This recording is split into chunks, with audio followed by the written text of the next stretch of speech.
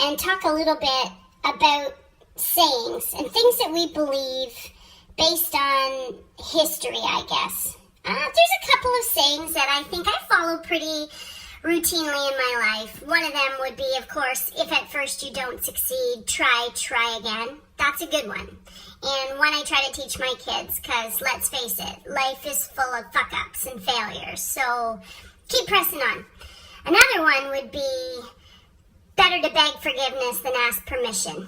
Now, that one I don't pass along to my children for obvious reasons, because, fuck, you better ask me for permission. But later on in life, I think that it's definitely applicable, and it's one that I probably use quite often at work especially, and sometimes with my husband, if I'm being honest. But anyways, those two, pretty good.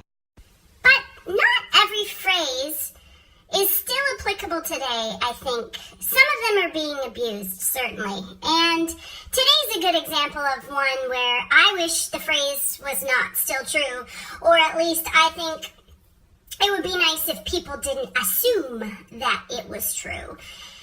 And that phrase is, the customer is always right.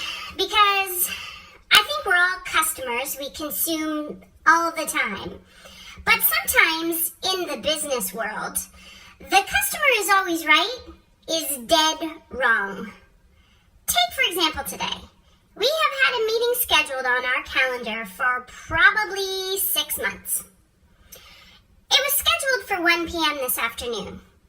We're a big team. They're a big team. So everybody juggles their calendars to make this thing work. People change flights and pay fees.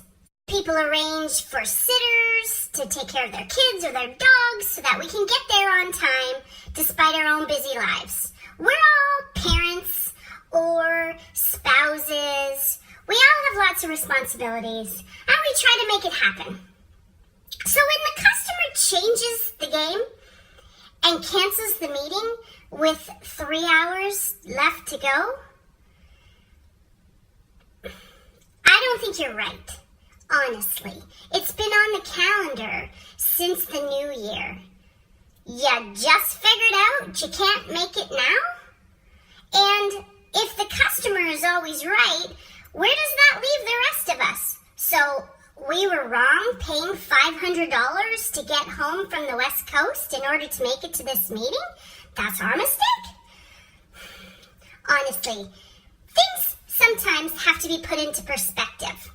Because if you're in business, you know as well as I do that if the vendor had done that to the customer, canceled the meeting with little to no notice, shit would have got real.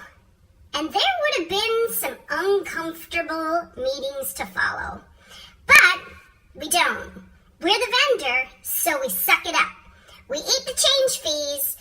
We figure out another day that we've been told to come and have the rescheduled meeting and make that day work, and we say nothing. So, I don't ever sit quietly. I'm going to sit here and say something. Guess what, customers? Sometimes you're wrong. You're dead goddamn wrong, and that was just not nice.